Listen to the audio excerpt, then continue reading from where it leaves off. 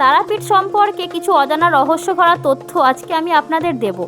তার সাথে এটাও বলবো তারাপীঠ শক্তিপীঠ না সিদ্ধপীঠ। তারাপীঠ বর্তমান মন্দিরের ইতিহাস প্রায় 200 বছর হলেও তারাপীঠের ইতিহাস কিন্তু 1000-1500 বছরেরও অধিক। তার ইতিহাস প্রাচীন আবছায়া অস্পষ্ট এক অতীতের মধ্যে মিশে আছে। এখানকার দেবীর নাম তারা হলো কেন, তাই নিয়েও আছে পুরাণের এক কাহিনী। হিন্দু পুরাণ অনুসারে রুদ্র তাণ্ডবের ফলে সতীর দেহের নানান অংশ বহু স্থানে ছড়িয়ে পড়ে।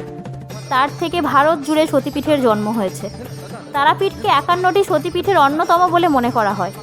সতীর চোখের ঊর্ধ্বনেত্রের মণি অর্থাৎ চোখের তারা পড়ায় দ্বারকা নদীর পূব পাড়ের চণ্ডীপুর আজ তারাপীঠ নামে কথিত আছে। সাধক বশিষ্ঠ দ্বারকার কূলে মহাশ্মশানের শ্বেত শিমুলের তলে পঞ্চমন্ডির আসনে তারামায়ের সাধনায় সিদ্ধি লাভ করেন। তবে এখন আর সেই সব কিছুই নেই। খরাস্রোতা দ্বারকাও আজ পরিণত হয়েছে নোংরা খালে। জনারণ্যে হারিয়ে গেছে মহাশ্মশানের ভয়াবহতা। ব্রহ্মার মানসপুত্র বশিষ্ঠর সিদ্ধপীঠ এই তারাপীঠ।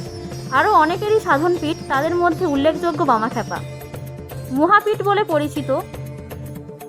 তাই তারাপীঠকে সিদ্ধপীঠও বলা হয়। এই মন্দির হিন্দুদের কাছে অত্যন্ত পবিত্র ধর্মস্থান।